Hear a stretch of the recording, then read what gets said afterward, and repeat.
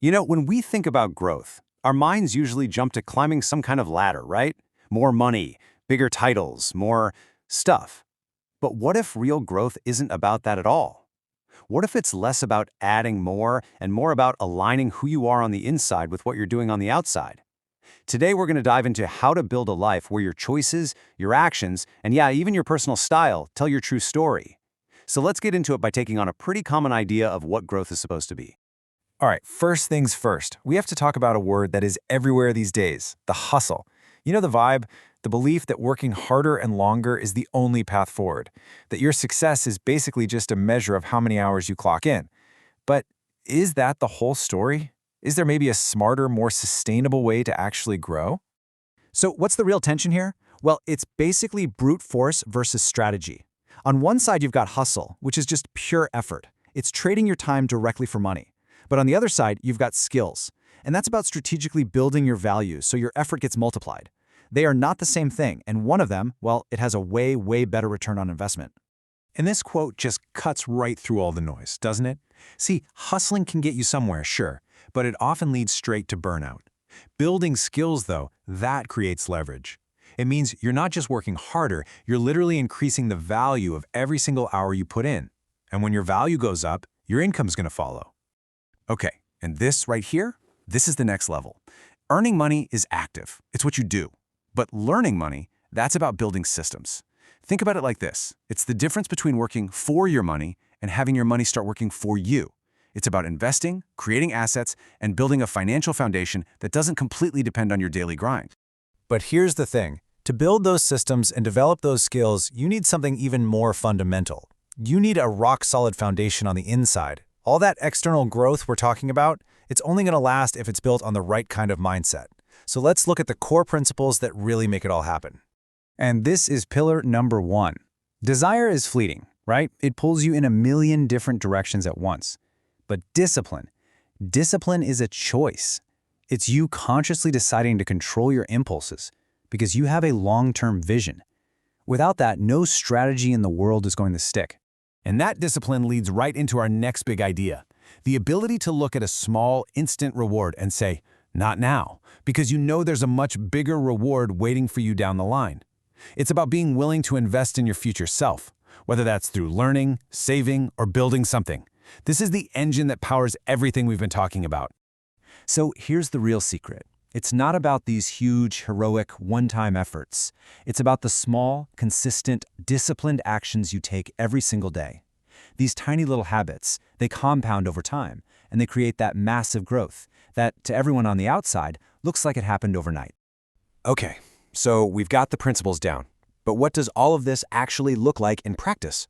Let's take a look at a really fascinating case study that shows how someone can take these abstract ideas and turn them into a concrete plan for who they want to become. What you're looking at here is part of a document called Alchemy of Self. Just think of it like a personal manifesto or a blueprint for self-creation. It's a way to take all the raw material of your life, your past experiences, your values, your dreams, and intentionally forge them into a new identity. It's literally a design for a life.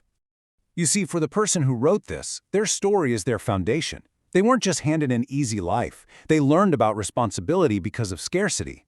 Being mocked as a kid didn't make them bitter. It turned them into a sharp observer. Their whole identity was built around being useful and disciplined. These aren't just things that happen to them. They're the core ingredients for their future. So, you've done the deep work. You understand your core values. Now what? How do you actually communicate who you are and what you stand for to the world without having to say a single word? Well, this is where we get into the really powerful idea of signaling. And I want to be super clear here. This is not about showing off. It's not about buying flashy things to try and impress people. Authentic signaling is the total opposite of that. It's about making choices, what you buy, how you dress, where you go, that are so in sync with your core values that they just naturally broadcast who you are. Here's a perfect example. You've got James. He drove a luxury car to signal, I'm successful, but deep down, he really valued sustainability. See the clash? That's inauthentic. Now look at Maria. She drove a hybrid and wore vintage clothes. Her choices were a perfect signal of her actual values, sustainability and creativity. She was living in alignment. So let's bring this back to our case study, because their dream fashion section is a masterclass in this. This isn't just about clothes. It's about curating an entire visual style. They call it elevated simplicity. It's clean, structured, really intentional. A crisp shirt, a well-made jacket, nothing is loud. This whole visual identity is designed to reflect an inner world of discipline and self-respect, projecting what's called quiet authority. The clothes don't shout louder than the person wearing them. But look, this goes way, way beyond your closet. Authentic signaling is woven into every choice you make. It's about how you choose to spend your time, your money, your energy. Your entire lifestyle becomes the signal. For example, choosing a trip to a place like Bora Bora isn't just a vacation. For someone who's built a life on hard work and discipline, a choice like this signals something much deeper: the value of stillness, of rest, of finally letting your mind slow down. The destination itself becomes a reflection of a disciplined life. Then you have something like a safari. This isn't about escaping reality, it's about getting closer to it. This choice signals a desire for deep awareness, for focus, for seeing things that are raw and real. It says you value being present and observant, not just being a passive consumer. And a trip to a place rich with culture, like Cuba, signals something else entirely. It shows you appreciate history, simplicity, meaning. It's a choice that says you're searching for experiences that expand your perspective, not just empty luxury. See how each of these choices tells a completely different but very powerful story? So, when you pull all of these different threads together, the inner foundation of discipline, the smart strategy of skill building, and this external expression of authentic signaling, what do you actually end up with? What's the goal?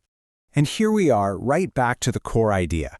The ultimate goal isn't to just tick a bunch of boxes on an achievement checklist. It's to reach a state of alignment where the person you are on the inside is perfectly, effortlessly reflected by the life you are living on the outside. Now that is authentic growth. So I'll leave you with this to think about. Take a look at your own life, your clothes, your choices, the habits you have every day. If all of those things are signals, what story are they telling the world? And more importantly, is it the story you really want to be telling?